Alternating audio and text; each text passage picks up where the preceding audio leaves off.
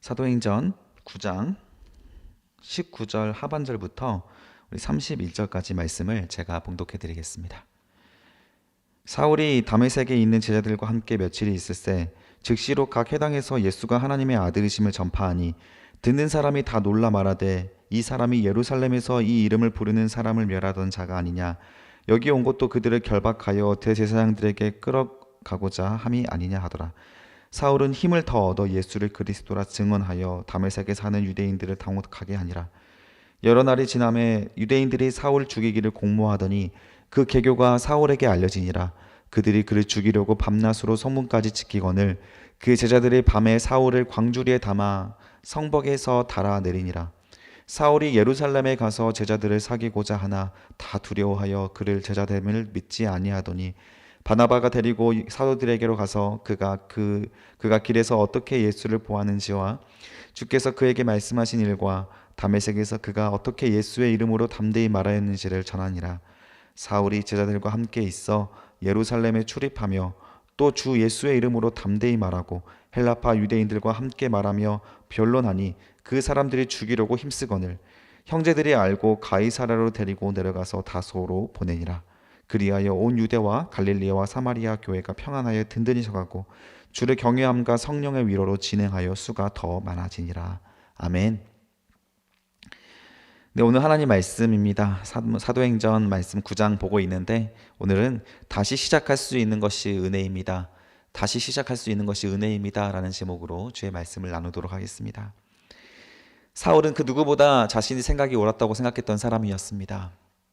심지어 사람을 죽이고 박해하는 일까지도 자신이 옳다고 생각하는 이 율법을 지켜내는 일에 대하여서, 이 신앙에 대하여서 분명하게 선을 그었던 사람이었고, 그 뚜렷했던 그의 철학과 그의 소신은 그에게 고스란히 돌아와서 이제는 예수의 영을 만나자 그동안 자신이 했던 모든 일들에 대하여 이제는 수많은 죄를 쌓아가고 있었구나를 깨닫게 되었던 역사, 그 회개의 역사가 우리 지난 시간까지 살펴봤던 내용이었습니다. 소신이 뚜렷한 사람일수록 예수를 만나는 사건은 굉장히 충격적인 사건이 됩니다. 물론 그냥 소신 없이 물 흘러가듯이 표류하는 인생을 살았던 사람들조차 예수를 만나게 되면 그 지난 인생의 시간의 낭비에 대하여 큰 충격에 빠지게 되는 것이 당연합니다.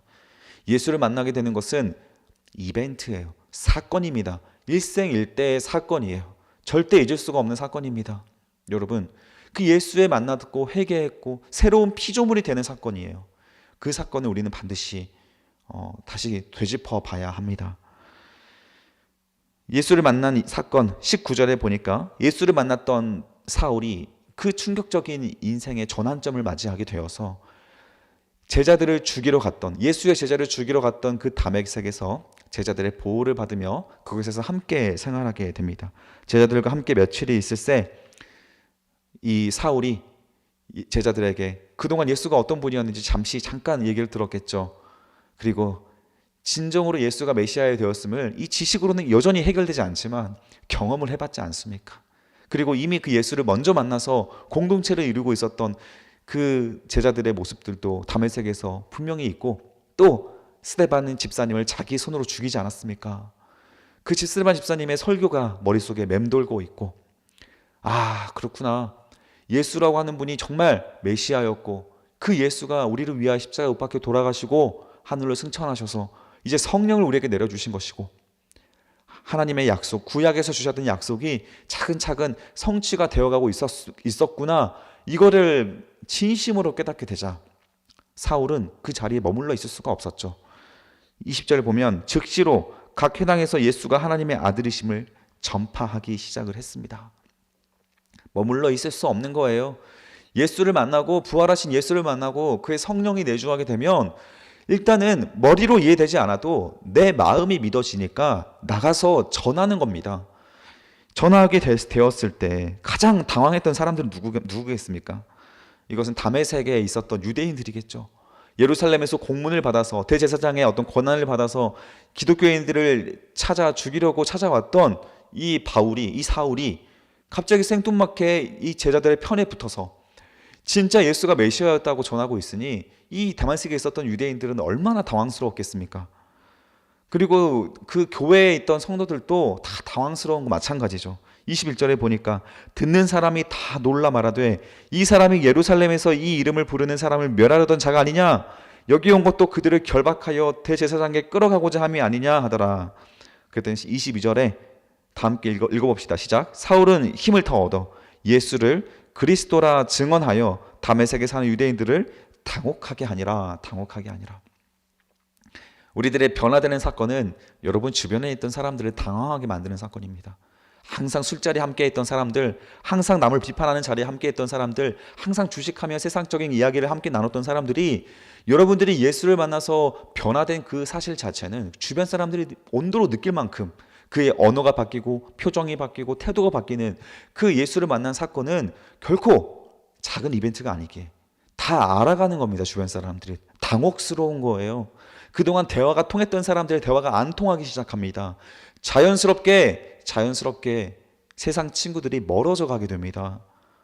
나중에 가면 의지적으로 그 세상 친구들을 만나서 전도를 해야 되는 입장이다 보니까 더 의지적으로 그들을 만나게 되는 것이지, 자연스럽게 이 교회 공동체 안에 우리가 적응해가고 예수를 만난 사람들과 소통하는 것이 즐거워지기 때문에 세상 친구들은 자연스럽게 멀어져 가는 거예요.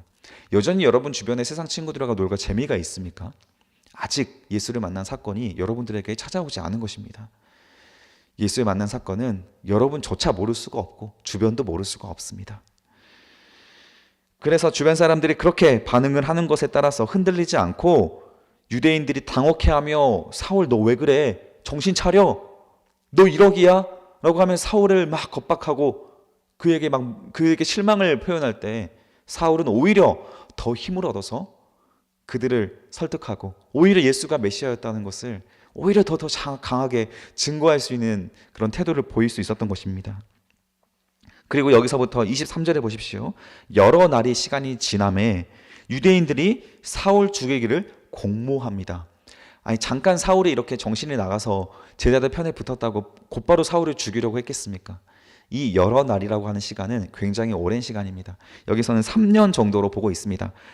갈라디아서 우리 1장 15절에서 18절에 보면 이때 사울이 예수를 믿고 나서 3년 동안 제자들과 함께 시간을 보냈다.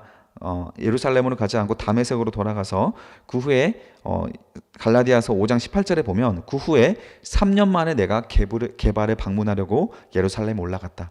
그래서 지금 여기에서는 사도행전에는 사울이 여기에서 예수를 믿고 예루살렘까지 가는 구절이 1절 한 절 안에 그냥 끝나버리기 때문에 다음 예루살렘에 가는 일정에서 시간이 짧아 보이지만 갈라디아서를 참고하면 이 기간이 3년이었다는 것을 알 수가 있습니다. 3년 동안은 사울이 했던 일이 무엇일까요? 사울은 마음으로는 예수를 만났습니다. 믿게 되었습니다. 그런데 머리로는 이해되지 않는 몇 가지가 남은 거잖아요.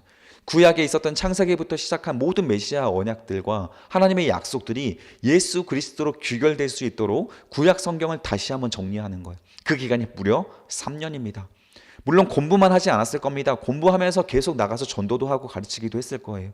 예수가 메시아였다는 것을 계속 선포한 겁니다. 그러니까 그 3년의 시간 동안 이 천재 중에 천재였던 사울, 가말리엘 수활에서 가장 엘리트였던 이 사울, 그 사울이 예수라고 하는 예수님에 대하여서 세상 사람들에게 전파하기 시작하니까 그 영향력은 얼마나 강력했겠습니까? 그 똑똑한 사울이 구약의 성경을 거의 외우다시피 하고 있던 사울이 예수에 대한 성경 말씀들을 풀어내기 시작하니 그 말씀은 굉장히 힘이 있고 능력이 있을 수밖에 없는 것이죠. 우리가 예수를 믿었다고 곧바로 세상에 나가서 전도할 수 있는 것이 결코 아닙니다. 이런 논리로 이런 원리로 우리가 당장에 새 리더를 세우지 않은 이유가 여기에 있는 거라고 지난 시간에 말씀드렸지 않습니까? 훈련하고 기다리고 숙성되는 시간이 반드시 필요합니다. 그러나 거기에서 더 발전하기 위해서는 물론 가르치는 자리에 앉아 있으면 훨씬 더 성장이 빠르기 때문에 여러분들이 어느 정도 신앙 고백이 있고 예수님에 대한 기초 지식이 있다면 새 리더를 세우는 것을 저는 더 권면드리긴 합니다. 그러나 사울도 여기에서 공부를 함께 동시에 양육을 받고 공부를 함과 동시에 계속 복음을 전하러 다녔기 때문에 이 유대인들도 이렇게 사울에 대해서 죽여야겠다라는 그런 일을 공모하게 되었던 것입니다.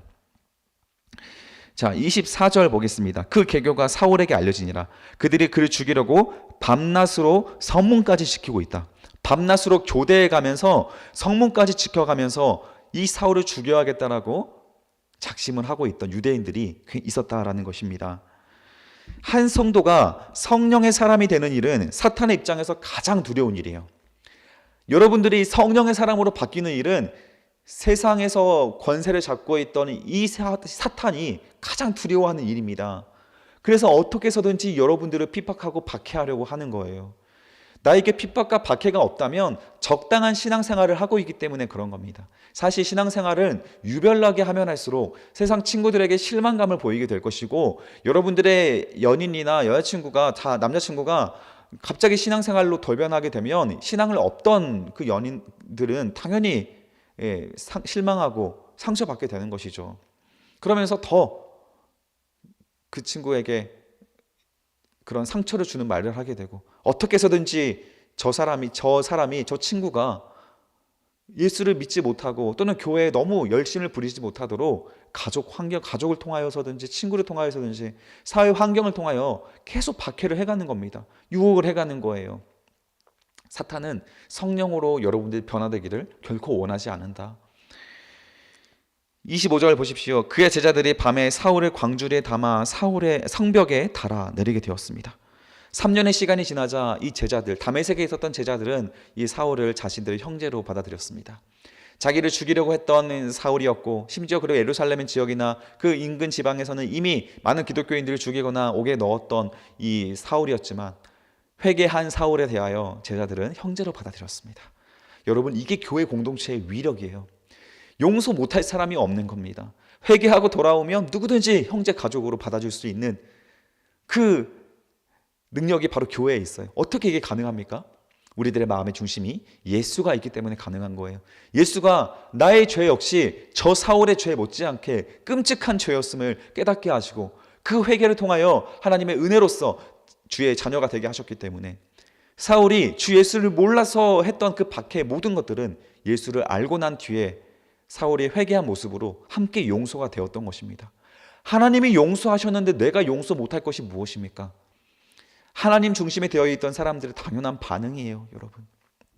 그리고 사울의 입장을 보십시오. 3년 만에 사울은 광주리에 내려 성벽에 밤에 야반도주를 해야 되는 신세로 전락하였습니다. 이전에 사울은 그 모든 유대인들에게 존경을 받던 가말리엘 수할의 엘리트였기 때문에 당연히 그의 앞날은 창창했습니다.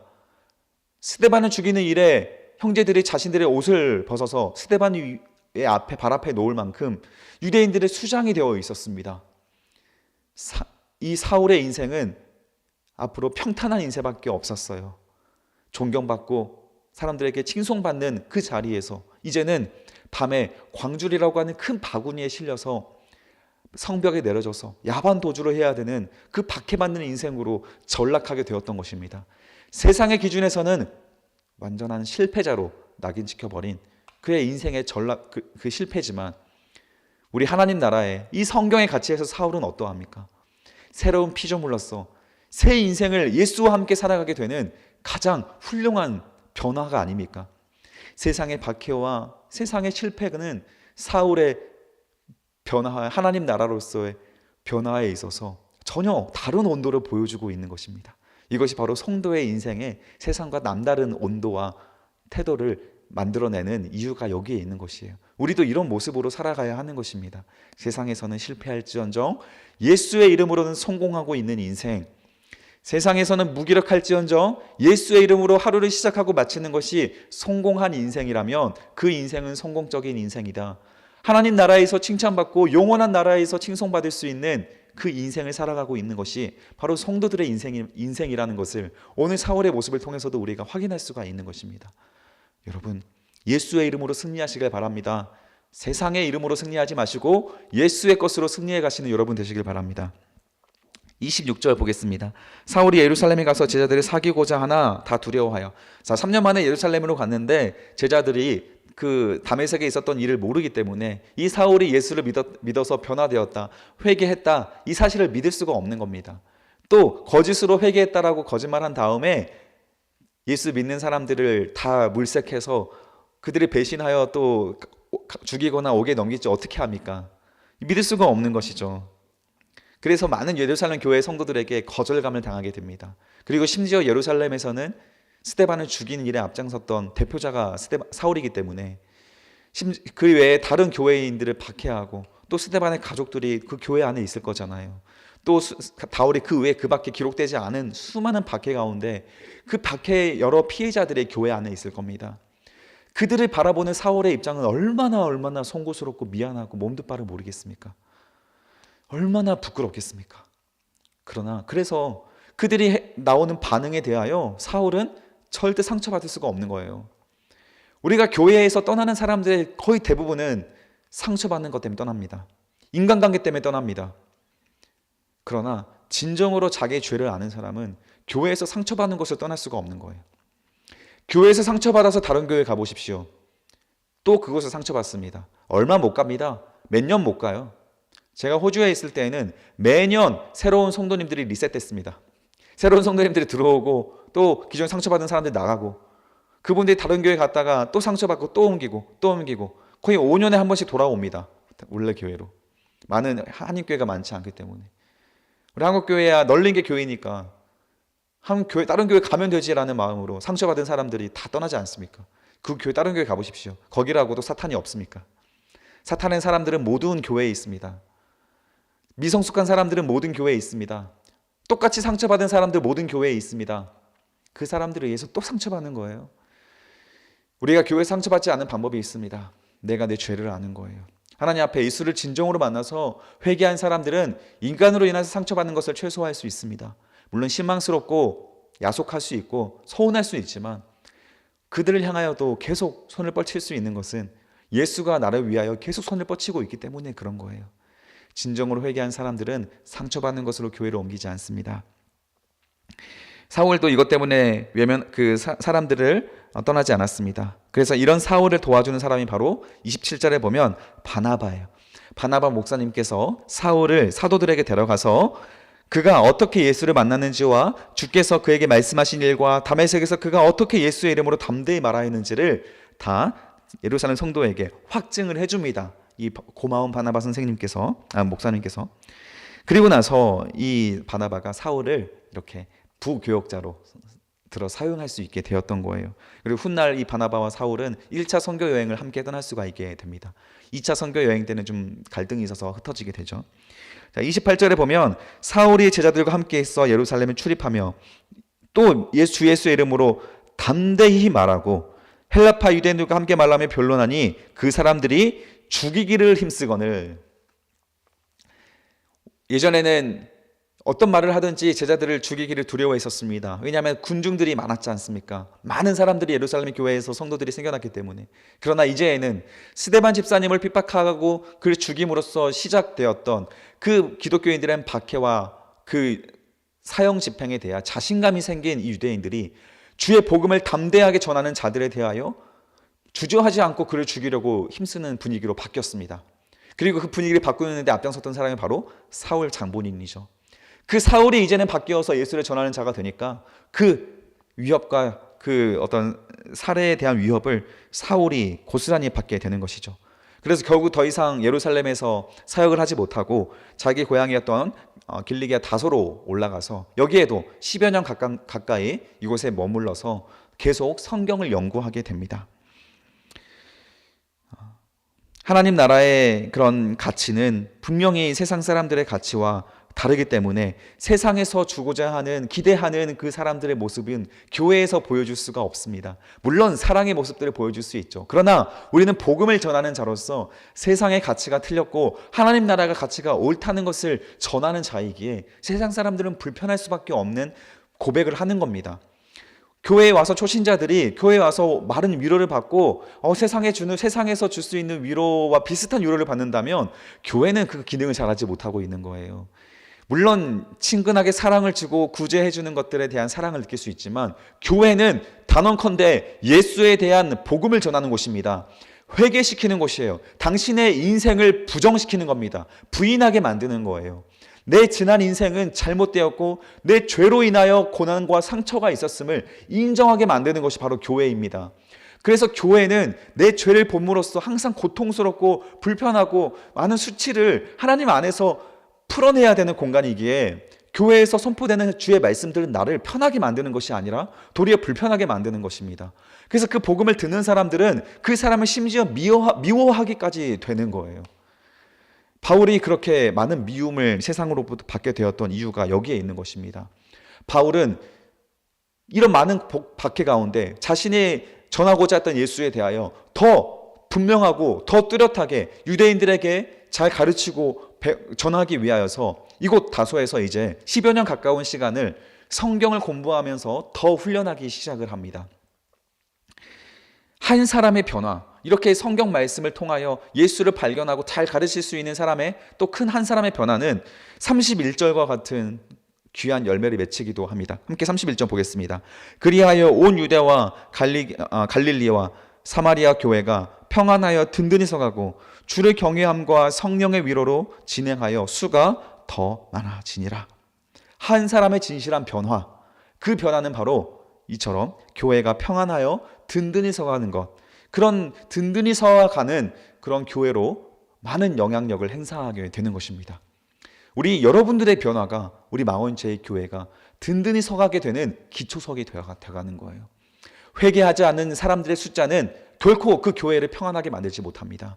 회개하지 않은 사람들의 머릿수는 오히려 많은 분쟁을 만들어내게 됩니다. 고린도 교회가 딱 그런 교회 아니었습니까? 많은 예수를 통하여서, 바울을 통하여서, 베드로를 통하여서, 아볼로를 통하여서 정말 쟁쟁한 성경 교사를 통하여서 그들이 복음을 듣고 배웠음에도 불구하고 회개하지 않았던 고린도 교회는 오히려 많은 분쟁을 일으켰습니다. 공동묘지에 무덤이 많아진다는 것을 부흥이라고 말하지 않는 것처럼 교회의 머릿수가 많아지는 것 자체를 교회는 부흥이라고 말하면 안 됩니다. 회개하는 자들의 숫자가 늘어나는 것이 곧 부흥입니다.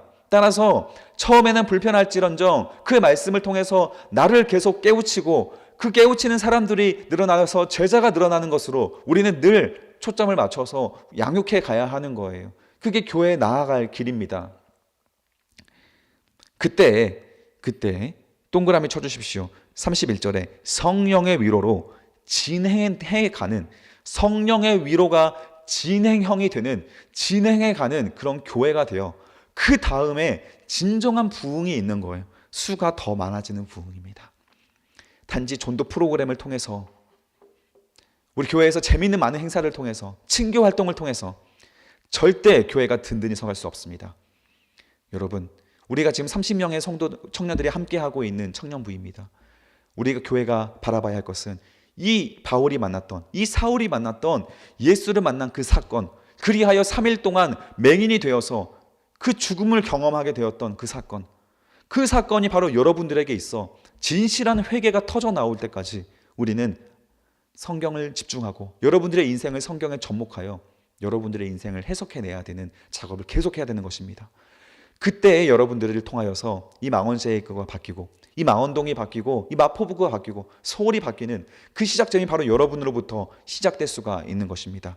그 변화가 있기 전까지는 여러분들 직장에 가보십시오. 직장에 동화되고, 친구들한테 가면 친구들한테 동화되고, 대학교 캠퍼스 이제 새로 시작하지 않습니까? 그곳에 가서 또 그곳에 동화되고, 정말 교회와 그 누구도 여러분들이 그리스도인이라고 생각도 못하는 인생을 살게 되는 거예요. 그런 인생을 살아가는 그 사람이 주일에 와서 예배 드린들 그 예배가 그 사람에게 얼마나 기쁨이 되겠습니까? 기쁨이 되지 않습니다. 여러분, 회개하기를 힘쓰시고 다시 시작할 수 있음을 은혜로 받아들이시길 바랍니다. 우리는 사울의 새로운 피조물 되었던 그 다시 시작되는 인생을 오늘 살펴보았습니다. 이것이 여러분들에게도 있어서 다시 시작할 수 있는 용기가 오늘 부여되기를 주님의 이름으로 간절히 축복합니다. 그리하여 주변에 많은 예수의 제자들을 또한 만들어낼 수 있는 여러분들의 인생이 되시기를 주님의 이름으로 간절히 축복합니다. 기도하겠습니다. 살아계신 아버지 하나님, 감사합니다. 우리는 교회를 오랫동안 다녔지만 진정으로 내가 예수를 만났던 사건이 없이 하나님, 그저 인간관계 때문에, 그저 부모님의 강요 때문에 앉아있는 그런 성도들이 많습니다. 그런 우리들입니다.